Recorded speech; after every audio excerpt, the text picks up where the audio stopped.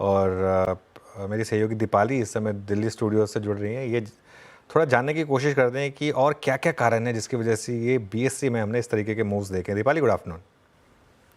Good afternoon Anuj. और BSC limited की बात करें तो लिस्टिंग से लेकर अब तक की जो जर्नी रही है वो काफ़ी स्टेलर रही है, लेकिन आपने ट्रिगर्स की बात की है तो पहले मैं वो मेंशन करूं, ये एनएससी के आईपीओ का बस जो वापस से शुरू हुआ कि उसके बाद से हमने वापस से बाइंग इंटरेस्ट इमर्ज होते हुए देखे। सेबी ने जो रेगुलेटरी जो डिसमिस की है चार्जेस ऑन एनएससी, उसके बाद से वापस से ये स्पेकुलेशंस, वापस से इंटरेस्ट जागरूक हो गया है कि जल्द एनएससी का आईपीओ होगा जिससे बेनिफिट मिलेगा बीएससी लिमिटेड को। अब सवाल ये है कि एनएससी के आईपीओ की तो खबरें 2016 से आना शुरू हो गई थी, लेकिन अब ये इंटरेस्ट क्यों? क्योंकि अब ये उम्मीद जग गई है कि शायद मार्च 2025 से पहले ही एनएससी का आईपीओ आ जाएगा, बीएससी पर लिस्ट होगा, उसका सीधे बेनिफिट मिलेगा।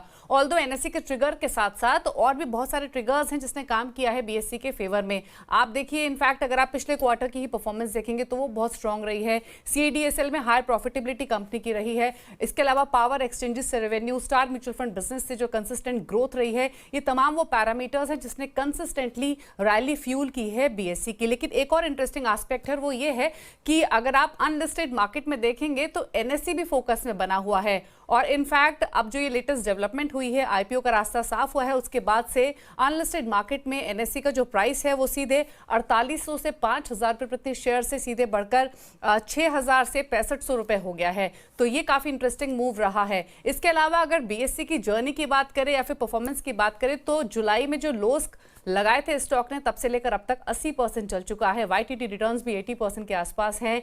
और अगर लिस्टिंग से लेकर अब तक की इसकी परफॉर्मेंस देखेंगे तो 1000% से ज़्यादा रिटर्न बीएससी लिमिटेड ने दिए हैं। एक चीज़ और, लिस्टिंग से लेकर अब तक डिविडेंड तो कंपनी ने लगातार दिए ही हैं, लेकिन 2:1 के रेशियो में एक स्प्लिट भी हुआ है। तो अगर आप स्प्लिट का एडजस्टमेंट भी करेंगे तो 15 गुना से ज़्यादा के रिटर्न बीएससी लिमिटेड ने दिए हैं अपने इन्वेस्टर्स को। तो परफॉर्मेंस की तो बात हुई, लेकिन फाइनेंशियल पिक्चर के साथ साथ एनएससी के आईपीओ का रास्ता साफ होना ये एक ट्रिगर रहा है जिसकी वजह से ये रैली हमने लगातार बीएससी के स्टॉक में फ्यूल होते हुए देखी है।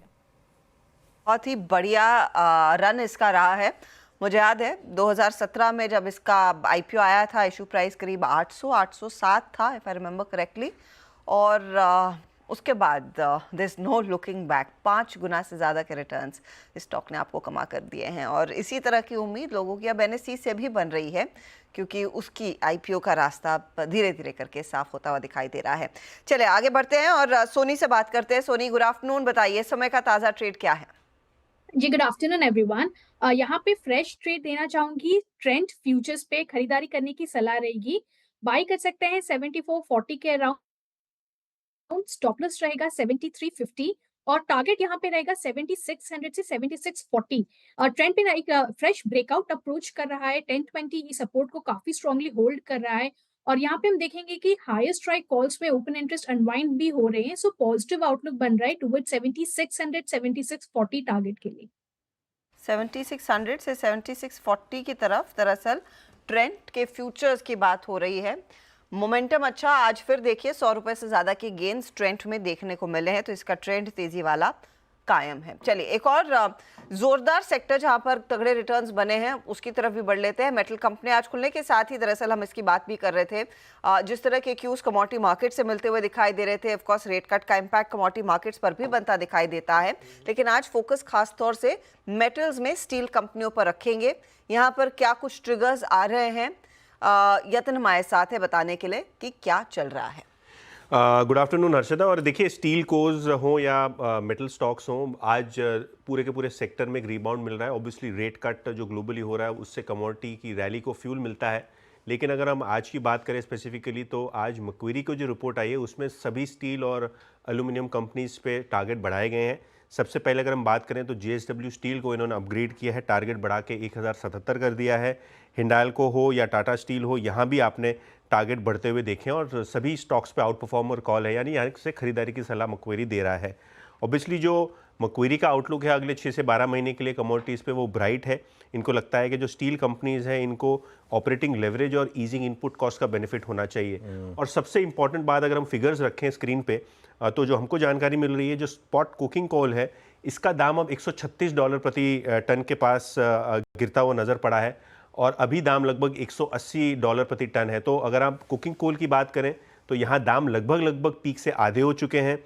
आयरन ओर की बात करें तो लगभग $31 प्रति टन के हिसाब से यहाँ भाव टूटते हुए नज़र पड़े हैं और इसी वजह से एनएमडीसी ने भी अपने दाम जो है लगभग 400 रुपये प्रति टन के हिसाब से फाइन्स के लिए सिक्वेंशली कम किए हैं। तो इनपुट कॉस्ट जो कोकिंग और आयरन ओर है, यहाँ आपने गिरावट देखी जिसका फ़ायदा स्टील कंपनीज़ को हो रहा है। और पिछले दिनों हमने गवर्नमेंट से भी और स्टील के जो एसोसिएशन से इनसे स्टेटमेंट देखा कि जो वियतनाम और चाइना से स्टील की डंपिंग हो रही है, इस पर सरकार एक एंटी डंपिंग ड्यूटी बढ़ाने की और डालने की जो है वो कोशिश और इंक्वायरीज कर रहा है। तो कहीं ना कहीं स्टील कंपनी की बात करें तो एनवायरनमेंट ठीक ठाक है। हालांकि रिस्क एक है कि चाइना से अभी भी एक्सपोर्ट्स जो है वो बढ़ रहे हैं और चाइनीज़ जो कैपेसिटीज़ हैं वो अंडर यूटिलाइज हैं, जिसके कारण ग्लोबली स्टील के प्रति आपको डंपिंग दिखाई पड़ रही है। ओके यतिन, बहुत बहुत शुक्रिया ये पूरी इन्फॉर्मेशन सामने रखने के लिए। इन स्टॉक्स पर कुछ बात कर लेते हैं। राजेश जी के पास चलते हैं, कोलकाता वाले राजेश जी के पास। Rajesh ji good afternoon. कोल इंडिया पर क्या व्यू है आपका? लूजली मेटल्स में कैटेगराइज होता है वैसे ये स्टॉक, लेकिन आज अच्छा मूव दिख रहा है इसमें और बाकी स्टॉक्स में भले ही मूव सस्टेन ना किया हो, इसमें आज थोड़ा मतलब हाईएस्ट लेवल पर ना हो, लेकिन कोल इंडिया हाइज पर है इस समय इंट्राडे में। यहाँ क्या व्यू होगा? गुड आफ्टरनून अनुज जी। कोल इंडिया में हम बुलिश है, न केवल कोल इंडिया में बल्कि इंटायर मेटल पैक में बुलिश है। कई पिक्स है बट चूंकि बात सिर्फ कोल इंडिया की हो रही है तो मुझे लगता है कि देख जिस तरीके के इनके कोल के रिजर्व्स है, जो कि कहा जाए तो वर्ल्ड में सबसे बड़े रिजर्व्स है, और जिस तरीके की इनके डिमांड बढ़ती जा रही है, जो भी दिक्कतें पिछले दिनों थी डिमांड वगैरह की या ऑप्टेक की, वहाँ थोड़ा सा सॉल्यूशन हो रहा है। उसके बाद जो ई टेंडर्स वगैरह की वजह से जो नई रुझान आए हैं कंपनी में, मुझे लगता है यहाँ बिल्कुल ध्यान देना चाहिए। बावजूद उसके कि इतना बढ़ गया है, लोगों को अगर नीचे के भाव लगेंगे तो देखेंगे तो लगेगा बढ़ गया। जैसे कि आप अभी बता रहे थे मुंबई प्रॉपर्टी प्राइस आप जब आए थे और आज जब है, तो same stands for Coal India too. लेकिन यहाँ बिल्कुल खरीदारी करनी चाहिए और कम से कम 20% की बढ़त आने वाले 6 से 9 महीने में बिल्कुल दिखती है। ओके अच्छा, मीनवाइल सचिन के पास एक कॉल है, एक बार वो ले लेते हैं फिर टेलीकॉम डिस्कस करेंगे। सचिन क्या कॉल है? अनुज जी, मुझे लग रहा है यहाँ पर एक काफी बड़ी शॉर्ट कवरिंग हो सकती है अगले हफ्ते में। स्टॉक है डॉक्टर रेड्डीज का। इस सीरीज के शुरुआत से ही एक लो टॉप लो बॉटम सीक्वेंस इस पर्टिकुलर स्टॉक ने एग्जिबिट की थी। एक अच्छा करेक्शन यहाँ पर कंप्लीट होते हुए नजर आया है। Piercing line formation daily chart पे एग्जिबिट हुआ है एंड 6500 के आसपास का ही सपोर्ट इसने रिकन्फर्म किया है। तो जिस तरीके से फिलहाल डेटा है, मुझे लग रहा है इमीडिएट बेसिस पे ही 6730 के आसपास का एक स्विंग बन सकता है एंड ये रैली भी एक्सटेंड हो सकती है 6850 तक की।